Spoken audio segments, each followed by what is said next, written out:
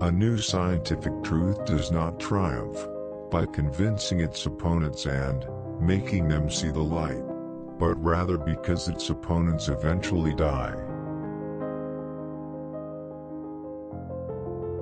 Science cannot solve the ultimate mystery of nature, and that is because, in the last analysis, we ourselves are a part of the mystery that we are trying to solve.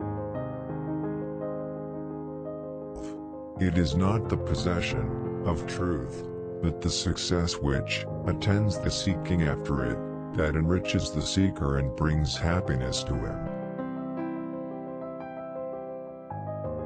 Science advances one funeral at a time.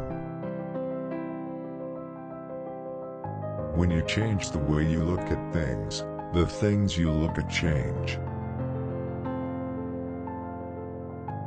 An experiment is a question which science poses to nature, and a measurement is the recording of nature's answer.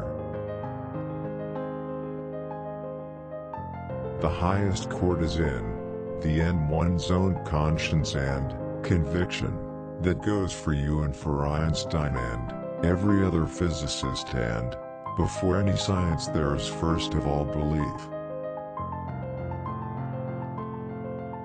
The assumption of an absolute determinism is the essential foundation of every scientific inquiry. Experiment is the only means of knowledge at our disposal. Everything else is poetry, imagination. This is one of man's oldest riddles.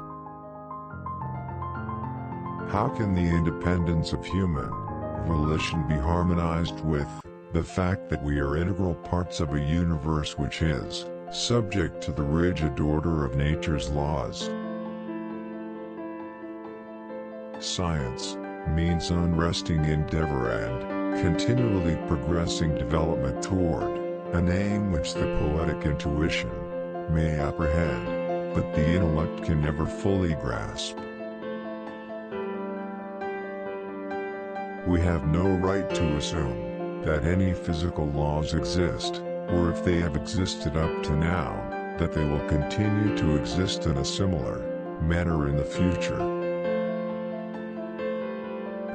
All matter originates and exists only by virtue of a force.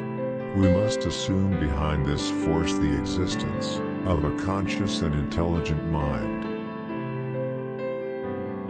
This mind is the matrix of all matter. The goal is nothing other than the coherence and completeness of the system, not only in respect of all details, but also in respect of all physicists of all places, all times, all. Religion and natural science are fighting a joint battle in an incessant, never relaxing crusade against skepticism and against dogmatism, against unbelief and superstition unto God. A scientific truth does not triumph by convincing its opponents and making them see the light, but rather because its opponents eventually die and a new generation grows up that is familiar with it. We cannot rest and sit down lest we rust and decay.